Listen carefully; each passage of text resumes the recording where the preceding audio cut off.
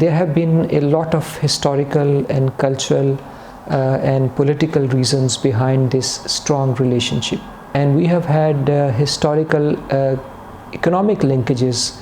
If we recall and look back in the annals of history, Pakistan and Azerbaijan have been part of the ancient Silk Route. One example of this historical linkage is the presence of Multani Caravanserai in Ichairi Sheher. You see the caravans from Pakistan's ancient city of Multan used to travel and would stay here in Baku, and they would meet the businessmen of this area. We have strong cultural and economic linkages, but as Azerbaijan became independent in 90s, we see that the territories of Azerbaijan were invaded by your enemy and they were occupied, and that was a time of turbulence, of great trouble for Azerbaijan, being a new country. So Pakistan helped Azerbaijan in the international fora, particularly at the United Nations in New York, where the resolutions in the Security Council of the United Nations were adopted.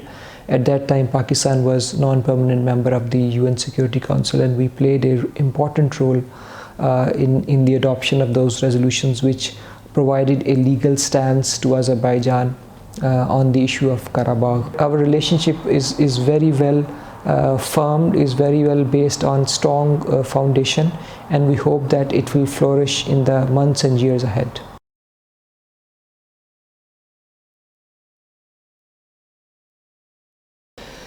The sight of Pakistani flag in a foreign country is a unique and amazing experience.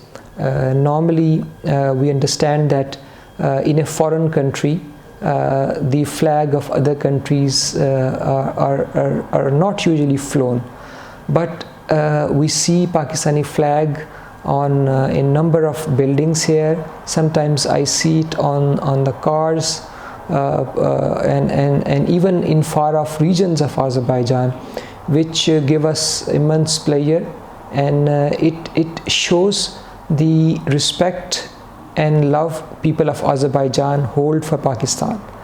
This is indeed a unique experience, and it makes us very happy that we have this strong bonding between the people of the two countries.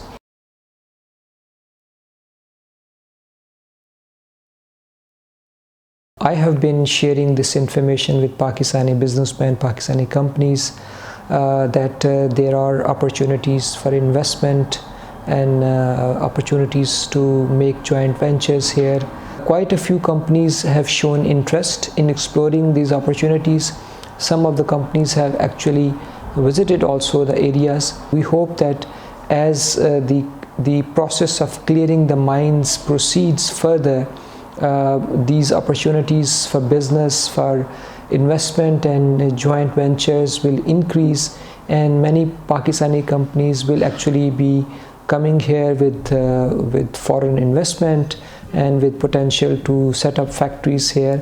I am taking a delegation of some Azerbaijani businessmen next week to Pakistan for their meetings with Pakistani companies there, and I hope that in near future we will be able to have some kind of strong partnerships between the business community of Pakistan and Azerbaijan that will be beneficial for both our countries.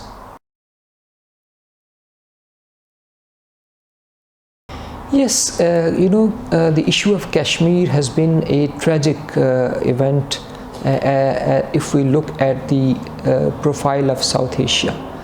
It is what is called the unfinished agenda of the partition. It is the oldest agenda item on the United Nations, for the United Nations. It has been pending a resolution since 1948.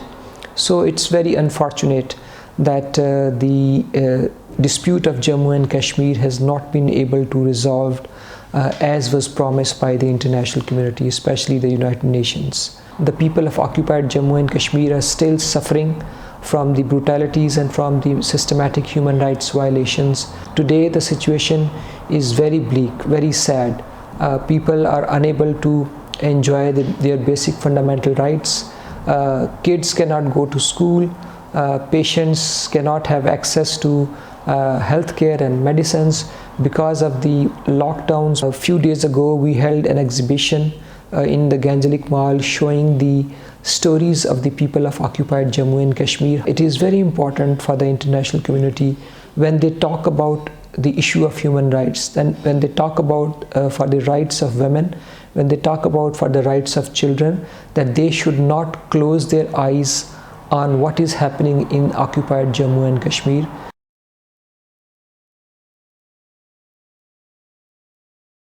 Yes, very important question. I believe that a relationship between two countries cannot be really strong and sustainable until this relationship is between the people, between the business communities, between the academia, between the journalist community like you. So we are working on a number of projects. We established Pakistan Cultural Center last year in ADU, Azerbaijan University of Languages, and we continue to do events there, seminars and exhibitions there.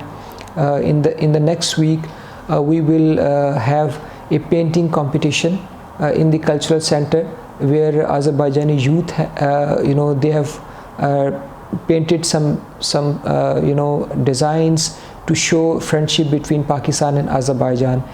This year, as you know, is very important for our relationship.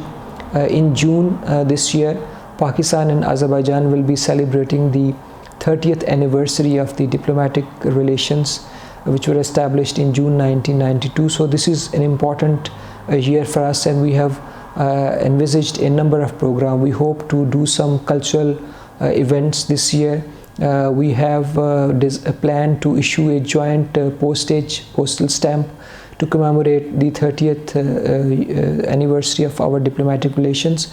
But very importantly, I believe that until and unless people from both countries are able to travel to the respective countries, this cultural cooperation and this people-to-people cooperation will remain limited. So we hope that in the next couple of months, we will be able to resume and start direct flights between Pakistan and Azerbaijan, and this will be a big breakthrough to bring the people of the two countries closer. This direct flight will be between Baku to all the major cities of Pakistan. It will be just a 3-hour flight, and we hope that many Azerbaijani friends will be able to travel to Pakistan for tourism, for business, and for other purposes. Similarly, we hope that large number of Pakistanis would travel to Azerbaijan for tourism and for business, and that will bring a transformation to this relationship.